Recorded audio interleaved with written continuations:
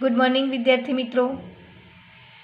આજે આપણે ધોરણ 10 વિષય સામાજિક વિજ્ઞાનમાં પ્રકરણ 18 ભાવ વધારો અને ગ્રાહક જાગૃતિ તેના વિશે અભ્યાસ કરીએ છીએ।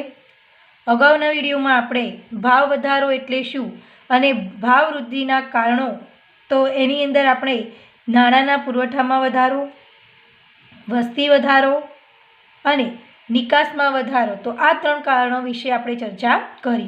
હવે આગળ જોઈએ। ત્યારબાદ આવે છે કાચા માલની ઊંચી કિંમતે પ્રાપ્તિ। કાચા માલની અછત વર્તાય અને તેની કિંમત વધે તેથી વસ્તુનું ઉત્પાદન ખર્ચ વધે છે। એમ કે કાચો માલ એની અછત સર્જાય અને એની અછત થાય એટલે કે એની જે કિંમત છે આપોઆપ વધી જાય છે, તેથી વસ્તુનું ઉત્પાદન જે ખર્ચ છે એમાં વધારો થાય છે। અંતે તે વસ્તુની કિંમત પણ વધે છે। આમ બીજી બાજુ ઉત્પાદિત વસ્તુના ગ્રાહકોએ કામદારો કે પ્રજા છે તો તેઓ પણ ખરીદ શક્તિ ઘટતા વેતન વધારાની માંગણી કરે અને તે સંતોષવામાં આવતા ફરીથી વસ્તુના ઉત્પાદન ખર્ચમાં વધારો થાય, જે ફરી ભાવ વૃદ્ધિમાં પરિણમે છે। આમ ભાવ વૃદ્ધિનું વિષય ચક્ર ચાલ્યા જ કરે છે।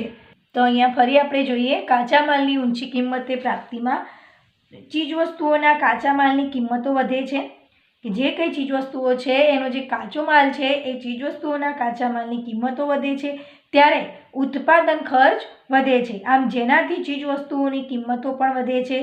ચીજવસ્તુઓનો ભાવ વધારો એ વેતન ધારાની માગણી ઊભી કરે છે। આમ એને સંતોષવામાં આવે ત્યારે જ ચીજવસ્તુઓના ઉત્પાદન ખર્ચમાં વધારો થાય અને જે ફરીથી ભાવ વૃદ્ધિમાં પરિણમે। આમ ભાવ વૃદ્ધિનું ચક્ર છે એ ચાલ્યા જ કરે છે। આમ આપણે ટૂંકમાં કહી શકીએ કે કાચા માલની જ્યાં અછત વર્તાય છે ત્યાં આગળ આપોઆપ તે વસ્તુનું જે ઉત્પાદન છે એની કિંમત વધી જાય છે, એટલે કે એનું ઉત્પાદન કરવાનો ખર્ચ વધે છે, કારણ કે એ વસ્તુ આપણને યોગ્ય ભાવે મળી શકતી નથી, એટલે કે એનું ભાવ છે એ વધી જાય છે, એટલે કે એની અછત છે એ વસ્તુની અછત છે માટે તેનો ભાવ વધે છે। તેથી આપણે ઉત્પાદન જે પ્રક્રિયા છે એની અંદર પણ આપણે વધારો કરીએ છીએ। આમ આ જે ભાવ વધારાનું જે વિષય ચક્ર છે એ ચાલ્યા જ કરે છે। ત્યારબાદ બિન નોંધાયેલ નાણાંનું ચલણ એટલે કે કાળું નાણું। સરકારને ચૂકવવા પાત્ર થતા કરવેરામાંથી બચવા કેટલાક આર્થિક વ્યવહારોને હિસાબી ચોપડે નોંધવામાં આવતા નથી। કેટલાક લોકો પોતાની ઊંચી આવક કે વધારાની આવક છુપાવે છે। આમ હિસાબી ચોપડે નહીં નોંધાયેલ અને જેના પર કરવેરો ચૂકવ્યો નથી તેવી બિનહિસાબી આવકને કાળું નાણું કહે છે। આ કાળું નાણું ધરાવનાર લોકો આવકવેરા કે સર્વિસ ટેક્સ હેઠળ પકડાઈ જવાના ડરથી નાણાંનો સંગ્રહ કરવાને બદલે ઝડપથી વહેલી તકે એ વાપરી કાઢવાનું વલણ ધરાવે છે અને બિનજરૂરી વસ્તુઓ ખરીદે છે। આમ તમામ પ્રકારે કાળું નાણું એ ભાવ વધારાનું પોષક રહ્યું છે। તો અહીંયા ફરી એકવાર કાળું નાણું, તો પહેલું તો કાળું નાણું એટલે શું? તો કાળું નાણું એટલે કે કેટલાક લોકો પોતાની જે ઊંચી આવક છે કે વધારાની આવક છે એને શું કરે છે? છુપાવે છે। આમ જે એ આવકને હિસાબી ચોપડે નોંધાવતા નથી અને જેના પર એમને કરવેરો ચૂકવવો ચૂકવ્યો નથી તેવી બિનહિસાબી આવકને કાળું નાણું કહેવાય છે। ફરી એકવાર કે કેટલાક લોકો પોતાની ઊંચી આવક કે વધારાની આવકને છુપાવવાનો પ્રયત્ન કરે છે। આમ હિસાબી ચોપડે નહીં નોંધાયેલ જે એમની આવક છે એ જેના પર કરવેરો એ ચૂકવ્યો નથી તેવી બિનહિસાબી આવકને કાળું નાણું કહેવાય છે। તો અહીંયા સરકારને ચૂકવવા પાત્ર એટલે કે હિસાબી ચોપડે નહીં નોંધાયેલી અને જેના પર કરવેરો ચૂકવ્યો નથી તેવી બિનહિસાબી આવક એટલે કે કાળું નાણું કહેવાય છે। આમ કાળું નાણું ધરાવતા લોકો ચીજવસ્તુઓ અને સેવાઓની માંગ વધારે છે, પરિણામે ભાવ વધારો ત્યાં થાય છે। આમ કેટલીક વાર કાળું નાણું એ સંગ્રહખોરી અને છટ્ટાકીય પ્રવૃત્તિઓ માટે પણ જરૂરી ભંડોળ પૂરું પાડે છે। આમ કાળું નાણું એ ભાવ વધારાને પોષે છે માટે કાળું નાણું ધરાવતી વ્યક્તિઓ આવકવેરાના હાથે પકડાઈ જવાની બીકે, એટલે કે એમને ડર લાગે છે કે ક્યાંક અમને કરવેરો ભરવો પડશે, તો તે નાણાંને વહેલી તકે ખર્ચી નાખવાનું વલણ ધરાવે છે.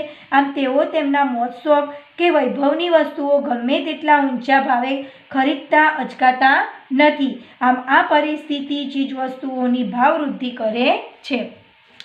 ત્યારબાદ આવે છે કે સરકાર દ્વારા ભાવ વધારો. સરકાર દ્વારા પણ ભાવ વધારો થઈ શકે. સરકાર વખતો વખત વહીવટી આદેશ બહાર પાડીને પેટ્રોલિયમ પેદાશો, રાસાયણિક ખાતર વગેરે કૃષિ પાકોના ટેકાના ભાવો વધારે છે અને ખાદ્ય પુરવણી દ્વારા નાણાંનો પુરવઠો વધે છે, જેના કારણે ભાવ વધારો થાય છે. આમ સરકાર જ ભાવ વધારાને જન્મ આપે છે. તો આપણે કહીએ છીએ પેટ્રોલના ભાવ વધી ગયા, ડીઝલના ભાવ વધી ગયા. તો એ જ રીતે કે સરકારના વખતો વખત, એટલે કે સરકાર વહીવટી આદેશો જ્યારે બહાર પાડે છે ત્યારે પેટ્રોલિયમ પેદાશો, કુદરતી ગેસ, કોલસો, લોખંડ પોલાદ, એલ્યુમિનિયમ, વીજળી, રાસાયણિક ખાતરો, સ્ટેટ ટ્રાન્સપોર્ટ વગેરેના ભાવ વધારે છે. કે જ્યારે સરકાર એનો વહીવટી આદેશ બહાર પાડે છે ત્યારે કઈ કઈ ચીજવસ્તુઓના ભાવ વધે છે? તો પેટ્રોલિયમ પેદાશો, કુદરતી ગેસ, કોલસો, લોખંડ પોલાદ, એલ્યુમિનિયમ, વીજળી, રાસાયણિક ખાતર, સ્ટેટ ટ્રાન્સપોર્ટ વગેરેનો ભાવ વધે છે. આમ સરકાર દ્વારા અનાજ અને અન્ય કૃષિ પેદાશોના પ્રાપ્તિ ભાવોમાં પણ ટેકાના ભાવોમાં વખતો વખત કરવામાં આવતો વધારો તે પણ વસ્તુના ભાવો વધારે છે. કે સાથે સાથે કે કૃષિ પેદાશોની વાત કરીએ તો અનાજમાં પણ, અનાજની જે કૃષિ પેદાશો છે એની અંદર પણ અમુક વખતે ત્યાં ભાવ વધારો થતો હોય છે. ત્યારબાદ આવે છે કુદરતી પરિબળો. તો અમુક સમય એવું પણ થાય છે કે અતિવૃષ્ટિ થાય, અનાવૃષ્ટિ થાય, ધરતીકંપ થાય, તો આ બધું શું છે? રોગચાળો ફાટી નીકળે. તો કુદરતી હોનારતો છે, એટલે કે કુદરતી પરિબળો છે. હવે આવી કુદરતી હોનારતો ફાટી નીકળે ત્યારે શું થાય? તો વસ્તુની અછત, અતિવૃષ્ટિ, વરસાદ ન પડે તો અનાજ ક્યાંથી ઉત્પન્ન થાય? તો આવી બધી જે તકલીફો છે, પરિસ્થિતિ છે, એમાંથી પણ બહાર નીકળવા માટે ભાવ વધારાનું સર્જન થાય છે.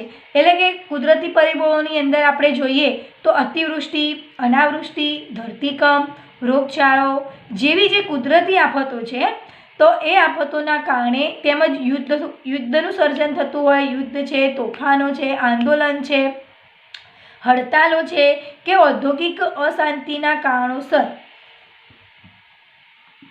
તાળાબંધી જેવા માનવીય પરિબળોના કારણે ઉત્પાદન ઘટે છે અને તેની પુરવઠા પર વિપરીત અસર પડે છે.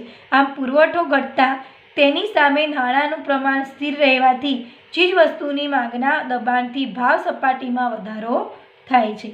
તો અહીંયા એવા કેટલાક કુદરતી પરિબળો છે કે તેના કારણે પણ ભાવ વધારાનું ત્યાં નિર્માણ કરવું પડે છે. એટલે કે ઓટોમેટિક થાય છે, કારણ કે વસ્તુની અસર સર્જાય ત્યારે ત્યાં આગળ ઓટોમેટિક ભાવ વધારોનું સર્જન થાય છે. તો અતિવૃષ્ટિ છે, કુદરતી હોનારતોની અંદર અતિવૃષ્ટિ, અનાવૃષ્ટિ, ધરતીકંપ, રોગચાળો જેવા જે કુદરતી આફતોને કારણે તેમજ કોઈ સમય યુદ્ધ થતા હોય, તોફાનો હોય, કોઈ આંદોલન થતું હોય, હડતાલો થતી હોય, તો આ બધાના કારણે કે જે માનવીય પરિબળો છે, તો માનવીય પરિબળોના કારણે પણ ઉત્પાદન ત્યાં ઘટે છે અને તેની પુરવઠા પર વિપરીત અસર પડે છે. આમ પુરવઠો ઘટતા તેની સામે નાણાંનું પ્રમાણ પણ સ્થિર રહેવાથી ચીજવસ્તુઓની માંગના દબાણથી ભાવ સપાટીની અંદર વધારો જોવા મળે છે. ત્યાર પછી આવે છે દાણચોરી, સંગ્રહખોરી અને કાળા બજાર. તો અહીંયા કેટલીક વખત આયાત જકાતના ઊંચા દરોને કારણે તેમજ અમુક ચીજોની આયાતો પર નિયંત્રણ કે નિકાસના પ્રતિબંધના લીધે જકાત ચોરી કરવાના ઈરાદે ચોરી છુપીથી કરવેરા નહીં ભરીને વિદેશી માલ સામાનના દેશમાં ઠલવાય છે અને જેને દાણચોરી કહેવાય છે. તો અહીંયા પહેલું છે દાણચોરી, સંગ્રહખોરી અને કાળા બજાર. તો દાણચોરી કોને કહેવાય? કે કેટલીક વખત આયાત જકાતના ઊંચા દરોને કારણે તેમજ અમુક ચીજવસ્તુઓની આયાતો પર નિયંત્રણ કે નિકાસના પ્રતિબંધના લીધે જકાત ચોરી કરવાના ઈરાદે ચોરી છુપીથી કરવેરા નહીં ભરીને વિદેશી માલ સામાન દેશમાં ઠલવાય છે. એમ કે કરવેરા એટલે કે વિદેશથી જે માલ સામાન લાવે છે એ જકાત નાકું એટલે કે જકાત નાકા પર તે લોકો એ રસ્તા ઉપર નથી જતા, કારણ કે તેમને ત્યાં જકાત ત્યાં આગળ એમને ટેક્સ ભરવો પડે છે. એટલે શું કરે છે એ જકાત ચોરી કરવાના ઈરાદે ચોરી છુપીથી તે કરવેરા નહીં ભરીને જે વિદેશી માલ સામાન છે એ દેશમાં ઠલવે છે તેને દાણ ચોરી કહેવાય છે. તેમજ ભવિષ્યમાં ભાવો વધવાના છે એવી અટકળો કે અફવા કે આગાહીના કારણે ભવિષ્યમાં ભાવ વધારાનો લાભ ઉઠાવી શકે તથા તેની સામે રક્ષણ મેળવી શકે તેથી સમાજના બધા જ વર્ગો, વેપારીઓ, ઉત્પાદકો, ગ્રાહકો વસ્તુનો જથ્થો વધતા ઓછા પ્રમાણમાં સંગ્રહખોરી કરે છે. આમ પરિણામે તે વસ્તુના પુરવઠા પર દબાણ આવે છે. આમ કૃત્રિમ અસર ઊભી થાય છે અને બજારમાં ખૂબ જ ઊંચા ભાવો પડવાની નફાનો ગાળો વધારીને પ્રજાનો ગેરલાભ ઉઠાવે છે તેને નફાખોરી કહે છે. આમ સંગ્રહખોરી, કાળા બજાર અને નફાખોરી જેવી અનિષ્ટ જે પ્રવૃત્તિઓ છે એ અનિષ્ટ પ્રવૃત્તિઓ કરીને બજારમાં ચીજવસ્તુઓની અછત સર્જાય છે, જે અંતે ભાવ વધારા માટે એક જવાબદાર પરિબળ ગણાય છે.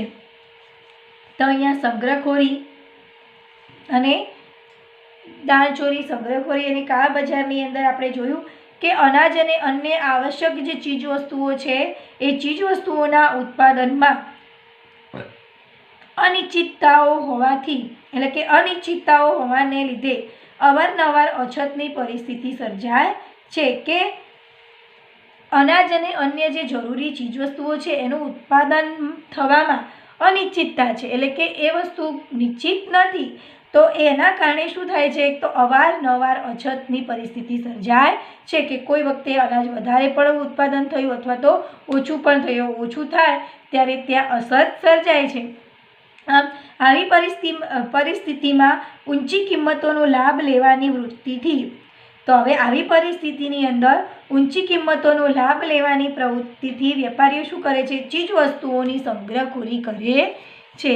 આમ ભવિષ્યમાં અમુક વસ્તુઓના ભાવો વધવાના છે. કેમ કે ભવિષ્યની અંદર હવે અમુક વસ્તુઓ છે એના ભાવો વધશે કે આનું જે ઉત્પાદન છે એ ઓછું થયું છે તેથી તે ચીજવસ્તુનો ભાવ વધશે એવી કોઈ અફવા હોય, આગાહી થઈ હોય તો આગાહીને લીધે ભવિષ્યમાં એ વસ્તુના ભાવ વધારાનો લાભ ઉઠાવવા માટે જે કંઈ ઉત્પાદકો છે અથવા તો વેપારીઓ છે એ વસ્તુઓની સંગ્રહખોરી કરી અને કૃત્રિમ અસર સર્જે છે. આમ એ પછી તેઓ ગ્રાહક પાસેથી શું કરે છે, સંગ્રહ કરી અને ગ્રાહક પાસેથી ઊંચા ભાવો લઈને નફાખોરી કરે છે. આમ સંગ્રહખોરી અને નફાખોરી ચીજવસ્તુઓના ભાવમાં વધારો કરે છે. તો અહીંયા આપણે ભાવવૃદ્ધિના જે કારણો છે એ આપણે જોયા. તો ફરીથી એકવાર જોઈએ કે એના કારણો 8 છે. નાણાંના પુરવઠામાં વધારો, વસ્તી વધારો, નિકાસમાં વધારો, કાચા માલની ઊંચી કિંમતે પ્રાપ્તિ, બિન નોંધાયેલ નાણાંનું ચલણ એટલે કે કાળું નાણું, સરકાર દ્વારા ભાવ વધારો, કુદરતી પરિબળો, દાણચોરી, સંગ્રહખોરી અને કાળા બજાર. તો અહીંયા આપણે ભાવવૃદ્ધિના ટોટલ 8 કારણો જોયા. હવે આ જે ભાવ વધારો થઈ રહ્યો છે તો કે આ ભાવ વધારાના નિયંત્રણ શા માટે, તો ભાવ વધારો નિયંત્રણ લાવવું શા માટે, સતત ભાવ વધારાની અર્થતંત્ર પર તથા સમાજના લોકોના જનજીવન પર વ્યાપક, દૂરગામી અને વિપરીત અસરો પડે છે. જે અસરોથી બચવા ભાવ નિયંત્રણની આવશ્યકતા ઊભી થઈ છે. ભાવ વધારાથી થતી અસરો આપણે નીચે મુજબ ટૂંકમાં સમજીશું. તો આમ કે સતત જે ભાવ વધારો થઈ રહ્યો છે તેનાથી અર્થતંત્ર પર તથા સમાજના લોકોના જનજીવન પર એવી વ્યાપક અને દૂરગામી અને વિપરીત અસરો પડી છે અને એ અસરોથી બચવા માટે ભાવ નિયંત્રણ એ જરૂરી છે.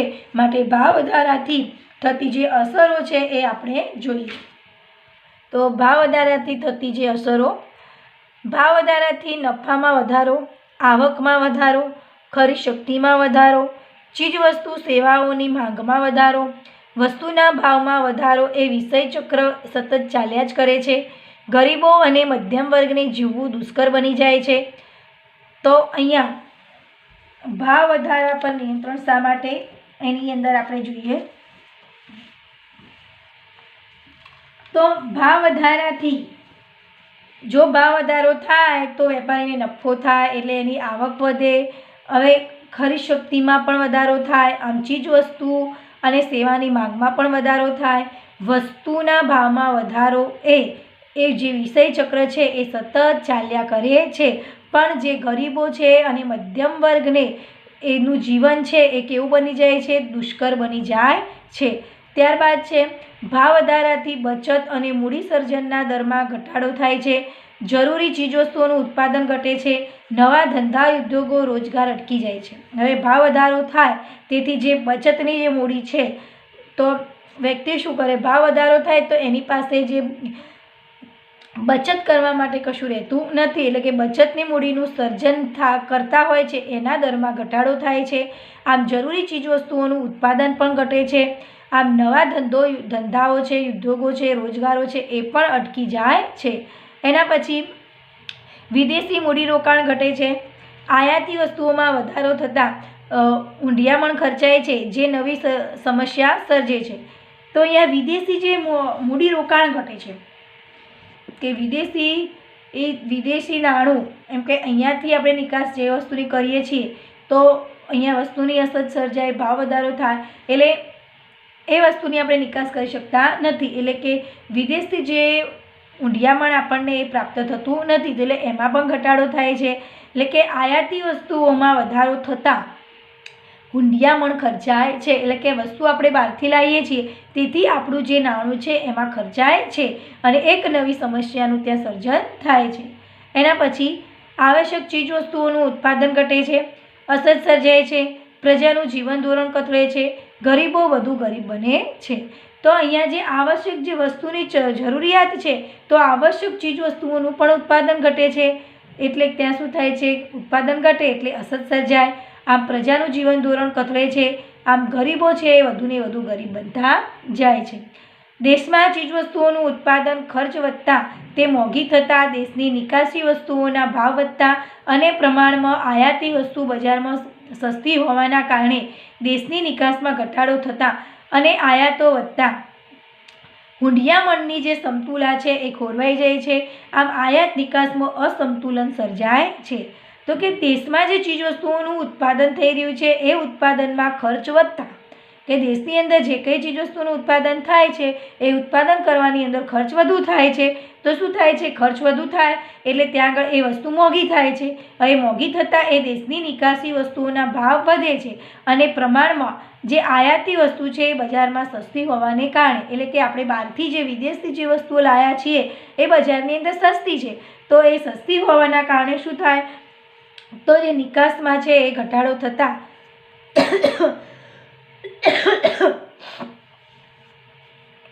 નિકાસમાં ઘટાડો થતાં અને આયાતો વધતા, કે આપણી નિકાસમાં ઘટાડો થાય છે અને આપણે બહારથી લાવીએ છીએ, કે આયાતો વધતા આપણે ઊંડિયામણની જે આપણા જે મૂડીની જે સમતુલા છે એ ખોરવાઈ જાય છે. એટલે કે આયાત નિકાસમાં અસંતુલન સર્જાય છે. ત્યારબાદ ભાવ વધારાથી ગરીબ કે મધ્યમ વર્ગનું જીવન ધોરણ કથળે છે. જરૂરિયાતો પૂરી કરવા ચોરી, લૂંટફાટ, હત્યા, ગુનાખોરી, સટ્ટાખોરી, સંગ્રહખોરી, નફાખોરી, કાળા બજાર, ભ્રષ્ટાચાર, આપઘાત જેવી અનૈતિક જે પ્રવૃત્તિઓ છે એ સમાજમાં વધે છે. આમ સમાજનું નૈતિક અધપતન થાય છે અને આમ ફુગાવારૂપી ભાવ વધારો અર્થતંત્ર માટે બાધારૂપ નીવડે છે. તેથી ભાવ વૃદ્ધિને નિયંત્રણમાં લેવાની તાતી આપણી જરૂરિયાત છે. તો ભાવ વધારો થાય એટલે ગરીબ અને મધ્યમ વર્ગનું જે જીવન છે એ કથળી જાય છે. આમ એ લોકો શું કરે છે, પોતાની જરૂરિયાતો પૂરી કરવા માટે કોઈ ચોરી કરે, લૂંટફાટ કરે, હત્યા કરે, આવી ગુનાખોરી કરે, સટ્ટાખોરી કરે, સંગ્રહખોરી કરે, નફાખોરી કરે, એટલે કે જે ભ્રષ્ટાચાર કરે, કાળા બજાર કરે, આપઘાત કરે, આ જે અનૈતિક પ્રવૃત્તિઓ છે તેનું સમાજની અંદર સર્જન થાય છે, એટલે કે આ અનૈતિક પ્રવૃત્તિઓ સમાજમાં વધે છે. આમ સમાજનું જે નૈતિક શું થાય છે, અધપતન થઈ રહ્યું છે. આમ ફુગાવારૂપી ભાવ વધારો એ અર્થતંત્ર માટે બાધારૂપ છે. તેથી ભાવવૃદ્ધિને નિયંત્રણ લેવાની એ આપણી એક ખાસ જરૂરિયાત છે, એટલે કે મહત્ત્વની તાતી જરૂરિયાત ઊભી થાય છે. તો વિદ્યાર્થી મિત્રો, આજનો અભ્યાસ આપણે આટલા સુધી સીમિત રાખીએ છીએ. આજે આપણે જે ટોપિક વિશે ચર્ચા કરી છે તેમાંથી થોડાક પ્રશ્નો જોઈએ. સંગ્રહખોરી કોને કહેવાય? ભવિષ્યમાં અમુક વસ્તુઓના ભાવો વધવાના છે એવી અટળક કે અફવા કે આગાહીને લીધે ભવિષ્યમાં ભાવ વધારાના લાભ ઉઠાવી શકે અને તેની સામે રક્ષણ મેળવી શકે એ ઉદ્દેશથી સમાજના બધા વર્ગો, વેપારીઓ, ઉત્પાદકો, ગ્રાહકો વગેરે વસ્તુઓનો જથ્થો મોટા પ્રમાણમાં સંગ્રહે છે, જેને સંગ્રહખોરી કહેવાય છે. ત્યારબાદ કાળા બજાર કોને કહેવાય? કેટલીક વખત ઉત્પાદકો અને વેપારીઓ અમુક વસ્તુઓની સંગ્રહખોરી કરીને કૃત્રિમ અસર ઊભી કરે છે. એ પછી તેઓ છુપી રીતે ગેરકાયદેસર નફાખોરી કરી એ વસ્તુઓનું ઊંચા ભાવે વેચાણ કરે છે, જેને કાળા બજાર કહેવાય છે. ત્યારબાદ દાણચોરી કોને કહીશું? તો દાણચોરી એટલે કે આયાતો પરની જકાત ચોરી.